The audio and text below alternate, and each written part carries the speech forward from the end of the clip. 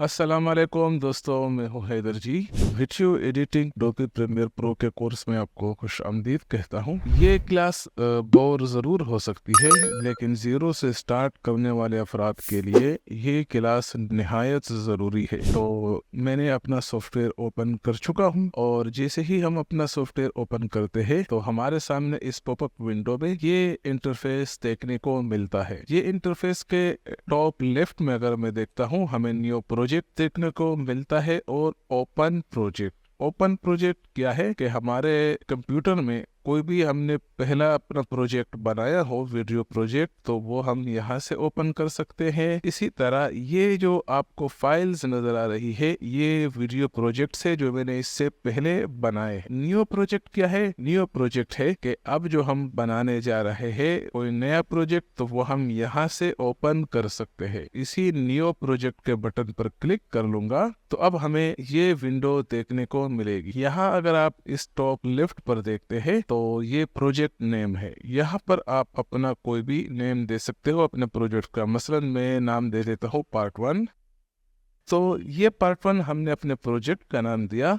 अब हम आते हैं कि ये प्रोजेक्ट हमारा सेव कहाँ होगा। तो ये आप देख सकते हैं प्रोजेक्ट लोकेशन, इस पर मैं क्लिक करूंगा। इसके ड्रॉप मेन्यू में आप देख सकते हो हमें चूज लोकेशन का ऑप्शन मिल रहा है। मैं इस पर क्लिक कर लेता हूं और यहाँ से अपने कंप्यूटर का कोई भी लोकेशन मुंतखब करता हूं। मैं सीधा सीधा डेस्कटॉप पे आ जाता हूं। यहाँ पर एक फोल्डर क्रिएट कर लूंगा पार्ट 1 के नाम से, पार्ट 1। इसी फोल्डर को सेलेक्ट कर लेता हूँ। लोकेशन मैंने सेलेक्ट कर ली और अब यहाँ इस क्रिएट पे क्लिक करूंगा तो हमारा ये प्रोजेक्ट इसी लोकेशन पर सेव हो जाएगी। तो हमारे प्रोजेक्ट इस लोकेशन में सेव हो चुकी है। लेकिन अगर आप पहली दफा एडोबी प्रीमियर प्रो इंस्टॉल करेंगे तो आपको ये सेटिंग्स देखने को नहीं मिलेगी। मैं सीधा सीधा विंडो में आ जाता हूँ, वर्क स्पेस, और यहाँ पर एक ऑप्शन है रीसेट सेव लेआउट। मैं इस पर क्लिक कर लेता हूं तो आपके पास कुछ इस तरह का इंटरफेस देखने को मिलेगा। अब मैं आ जाता हूं फाइल में आ जाता हूं न्यू पे, और यहाँ पर है सीक्वेंस। कंट्रोल N इसका शॉर्टकट कमांड है। मैं इस पर क्लिक कर लेता हूं तो यहाँ पर एक और विंडो खुल जाती है और ये है सीक्वेंस प्रीसेट। सीक्वेंस प्रीसेट क्या होती है कि हमने अपने प्रोजेक्ट में जितने भी सीक्वेंसेस बनाए होते हैं उसके साइज, यानी हम जो अपने वीडियो एडिट करेंगे वो आप किस साइज में, किस फ्रेम रेट में बनाना चाहते हैं। तो यहाँ तैयार प्रीसेट्स हमें देखने को मिले होते हैं जिसमें हमें मजीद सेटिंग्स की ज़रूरत नहीं होती, और मैं अपने ज़्यादातर वीडियोस के लिए यही प्रीसेट इस्तेमाल करता हूँ, DSLR 1080p 24 फ्रेम रेट। लेकिन अगर आप चाहे कि नहीं हम अपना कस्टमाइज सीक्वेंस क्रिएट करना चाहते हैं तो आप आ जाएंगे सेटिंग में, और सेटिंग में DSLR पहले से चूंकि वहाँ मुंतखब था तो यहाँ पर भी है, यहाँ से DSLR, और ये इसका जो एडिटिंग मोड है ये DSLR है। यहाँ से आप मज़ीद चेंज भी कर सकते हो, लेकिन मैं आपको यही रिकमेंड करूँगा कि आप यही DSLR ही रहने दें। और ये जो है ये हमारा विड्थ है और ये हमारा हाइट है। ये हमारा रेजोल्यूशन तय करता है, साइज तय करता है। इस पर मैं आपको ज्यादा तंग नहीं करूंगा क्योंकि आप टेंशन में आ सकते हैं। बहरहाल हमने ये दो माइनर सी चेंजेस कर दी, और यहाँ पर मैं आ जाता हूँ अपने सीक्वेंस का नाम दे देता हूँ 16:9, यानी 16:9। ये इसका तनासब है हमारे साइज का, यहाँ पर भी आप देख सकते हो। और मैं इसे ओके कर लेता हूँ। ओके कर लेता हूँ तो हमारे पास ये एक सीक्वेंस बन चुका है इसी नाम से। अब प्रोजेक्ट और सीक्वेंस में क्या फर्क है अब आप ये भी समझ ले साथ साथ। यहाँ पर अगर अब मैं आता हूँ, ये हमारा प्रोजेक्ट पैनल है कि हम यहाँ जितना भी काम करते हैं, सीक्वेंस बनाते हैं या वीडियोस इंपोर्ट करते हैं, वो सारे के सारे हमें यहाँ पर शो होते हैं। अभी फिलहाल हमने एक ही सीक्वेंस बनाया है तो वो हमें यहाँ पर दिख रहा है। अब मैं कंट्रोल N प्रेस कर लेता हूँ, यहाँ फाइल में आ जाता हूँ, यहाँ से न्यू ले लेता हूँ न्यू सीक्वेंस और दोबारा जो है मैं इसी पर क्लिक कर लेता हूँ, लेकिन मुझे कस्टमाइज चाहिए। मैंने अपने दूसरे सीक्वेंस का जो साइज है वो चेंज करना है, तो मैं सेटिंग में आ जाता हूँ। इस दफा मैं इसका विड्थ जो है ये रख लूंगा तकरीबन 1080 और 1080 1080 1:1 रेशो कहलाती है। और ये साइज होता है हमारे इंस्टाग्राम के जो वीडियोस होते हैं चौकोर, वो आपको इसी साइज में बनानी पड़ती है। तो इस सीक्वेंस का नाम मैं रख लूंगा 1:1। ये हो गया हमारा दूसरा सीक्वेंस जो यहाँ पर मौजूद है, और इसी सीक्वेंस को आप हमारे इस प्रोजेक्ट विंडो में भी देख सकते हो। अब मैं एक तीसरा सीक्वेंस बनाता हूँ, फाइल में आ जाता हूँ, न्यू में आ जाता हूँ और सीक्वेंस पे आ जाता हूँ। इस वक्त दोबारा सेटिंग में आ जाता हूँ। यहाँ पर मैं साइज रख लूंगा, इसका जो विड्थ है ये मैं रख लूंगा 1080p और यहाँ 90:20। ये हो गया हमारा 9:16। यहाँ पर मैं 9:16 टाइप कर लेता हूँ। ये हमारे सीक्वेंस का नाम हो गया। तो अब आप देख सकते हो कि हमारे पास हमारे इस प्रोजेक्ट में तीसरा सीक्वेंस भी क्रिएट हो चुका है 9:16 का। और यहाँ आप प्रोग्राम विंडो में देख सकते हो कि ये जो हमारा साइज है ये मोबाइल वीडियोस के लिए इस्तेमाल होने वाला साइज। आपने टिकटॉक, यूट्यूब शॉर्ट्स और इंस्टाग्राम रील्स देखे होंगे, वो इसी साइज में बनते हैं। तो मुख्तसर ये कि आपने ये समझ लिया कि हमने एक प्रोजेक्ट क्रिएट कर लिया और उसी एक प्रोजेक्ट में हमने अपने 3 मुख्तलिफ सीक्वेंसेस क्रिएट कर लिए। पहला ये आम यूट्यूब वीडियोस वाला, दूसरा इंस्टाग्राम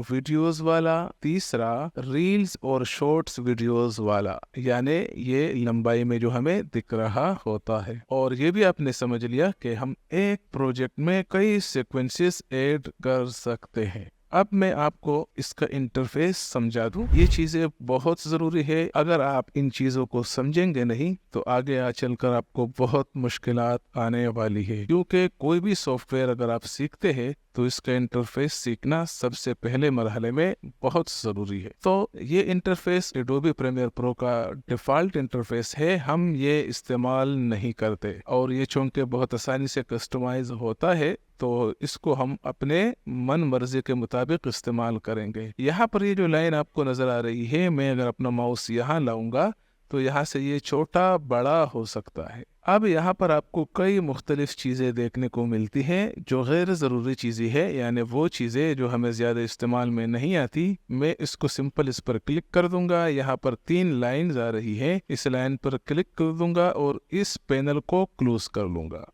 मार्कर का पैनल है, मार्कर क्या है ये आप आगे जान पाएंगे। इस पर भी मैं इस 3 डॉट पर क्लिक करके इस पैनल को भी क्लोज कर लूंगा। इफेक्ट कंट्रोल को मैं रहने देता हूँ, इन्फो पर आ जाता हूँ, इन्फो के पैनल को भी मैं क्लोज कर लूंगा। याद रखें कि हमें जब जब जरूरत पड़ेगी तो ये पैनल हम विंडोज से ला सकते हैं, ये भी आप आगे जान पाएंगे। फिलहाल मैं उन पैनल्स को यहाँ से खत्म कर रहा हूँ जो फिल वक्त गैर जरूरी है। लाइब्रेरी पर आ जाता हूँ, ये मेरी लाइब्रेरी है जो मेरी क्लाउड से कनेक्टेड है। फिलहाल मैं इसको भी क्लोज कर लेता हूँ, बाद में अगर जरूरत पड़ी तो मैं बेशक इसे ले आऊंगा। ये है मी ब्राउजर, इसको भी मैं क्लोज कर लेता हूँ। तो इस वक्त हमारे इस प्रोजेक्ट विंडो में सिर्फ 2 पैनल्स दिख रही है, इफेक्ट्स और प्रोजेक्ट्स। प्रोजेक्ट क्या है कि यहाँ हम अपने सीक्वेंसेस बनाते हैं और अपने जितने भी वीडियोस हैं वो हम यहाँ इंपोर्ट करते हैं। मसलन मैं इस पर एक डबल क्लिक करता हूँ और यहाँ हमारी कोई भी वीडियो होगी तो इस पर मैं क्लिक करूँगा और ओपन करूँगा तो हमारे पास वो वीडियो ओपन हो जाएगी। और ये वीडियो अगर मैं यहाँ से ड्रैग एंड ड्रॉप करूँगा तो ये हमारी टाइमलाइन में आ जाएगी और हम इसको एडिट कर पाएंगे। ये आप अगले पार्ट में समझेंगे। फिलहाल मैंने इसका रस्मी सा तारुफ आपको करना था ताकि आप समझ सके। मैं इसको डिलीट कर रहा हूं और इस वीडियो को भी डिलीट कर लेता हूं। अब दूसरा जो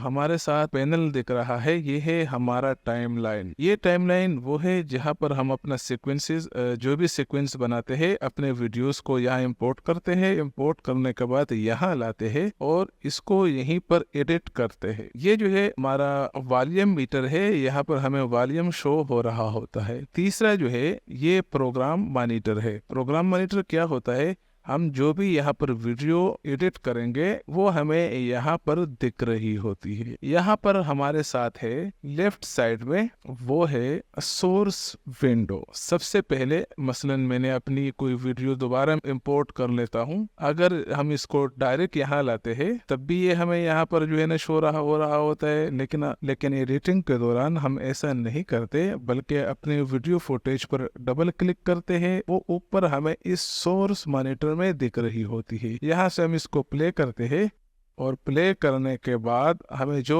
एरिया चाहिए होता है सिर्फ वो एरिया यहाँ से पिक एंड ड्रॉप कर लेते हैं। तो ये जो है सोर्स मॉनिटर है। सोर्स मॉनिटर का काम है कि यहाँ से इस वीडियो को देखना और मुंतखब एरिया सेलेक्ट करना, यहाँ से यहाँ अपने टाइमलाइन में लाकर रखना और इस टाइमलाइन से यहाँ पर हम अपने प्रोग्राम मॉनिटर में रिव्यू इसकी हम देखते हैं। तो ये जो है सोर्स विंडो है, आपने समझ ली। इसके साथ है इफेक्ट्स कंट्रोल। ये जो हमारे वीडियो फुटेज है इस पर जितने भी इफेक्ट्स हम लगाते हैं वो हमें यहाँ दिख रहे होते हैं। इसको अगर मैं मूव करूँ, स्केल अप स्केल डाउन करूँ या रोटेट करूँ तो वो हम पूरा यहाँ से कर सकते हैं। इसके अलावा भी हम अपने वीडियो में जो इफेक्ट लगाते हैं इसको हम इफेक्ट कंट्रोल से कंट्रोल करते हैं। इसके बाद है ऑडियो क्लिप मिक्सचर। इसको भी मैं फिलहाल क्लोज कर लेता हूँ, मेटा डेटा को भी मैं क्लोज कर लेता हूँ। तो अब हमारे पास effect control, source monitor, project window, effects window.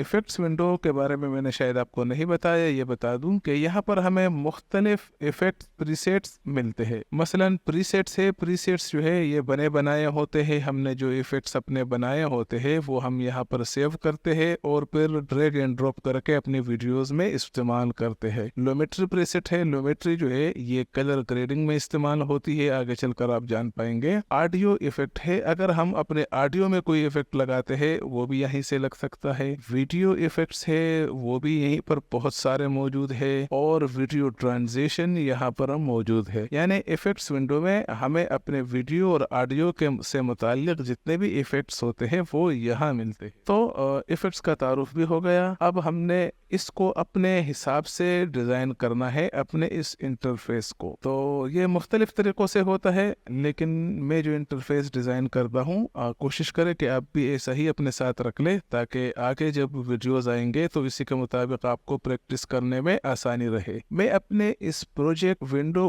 Panel को ले आता हूँ यहाँ राइट साइड पर और लाकर यहाँ छोड़ लेता हूँ। तो आप देख पाएंगे हमारा जो प्रोजेक्ट पैनल है वो यहाँ आ चुका है। इसी तरह इस इफेक्ट पर आकर क्लिक कर लेता हूँ और अपना माउस छोड़े बगैर लाकर मैं इसको यहाँ रख लेता हूँ। ये जो ब्लू पट्टा आपको नजर आ रहा है ये मतलब ये एरिया मुंतखब हो चुका है और जैसे ही मैं अपना माउस छोड़ूंगा तो आप देख पाएंगे कि हमारा इफेक्ट पैनल यहाँ आ चुका है। और इसके साथ साथ यहाँ आप देख सकते हैं कि हमारा जो सीक्वेंस है वो पूरे स्क्रीन पर छा चुका है, बड़ा हो चुका है। इससे यह होता है कि हमारे वीडियो एडिटिंग में अच्छा खासा पेस मिल जाता है और हम अपने एडिट को बहुत आसानी से कर लेते हैं। और अब मैं अपने इस सीक्वेंस में आ जाता हूँ, बड़े वाले में।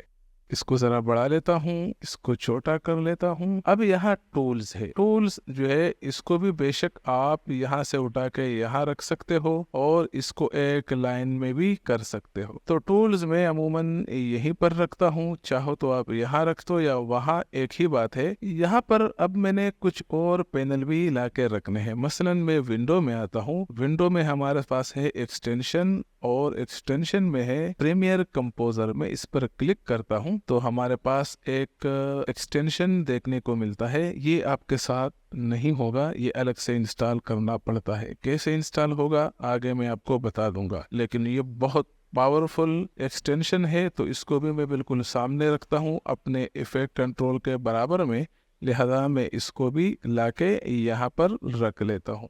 तो अब आप देखेंगे कि हमारे राइट साइड पर 3 पैनल मौजूद है और मुझे जिस जिस पैनल की ज़रूरत होगी मैं उसी पर क्लिक करूंगा और वहां जंप कर जाऊंगा। तो यही पर करता हूं आज के इस तारुफी क्लास का इख्तिताम। कोशिश कर लें कि आप अपने एडोबी प्रीमियर प्रो का इंटरफेस इसी तरह डिज़ाइन कर लें, क्योंकि आगे चलकर जब हम वीडियो एडिट करेंगे तो आप इसी इंटरफेस के साथ आदी हो चुके होंगे और आपको समझने में आसानी रहेगी। यहाँ पर ये 3 फीचर मैंने आपको नहीं समझाए, वो मैं आपको बाद में समझाऊंगा जब हम वीडियो एक्सपोर्ट करेंगे। अभी फ़िलहाल इसकी ज़रूरत नहीं है। तो उम्मीद करता हूँ कि आज का ये तारुफी क्लास आपको समझ में आया होगा। तो इजाज़त चाहता हूँ।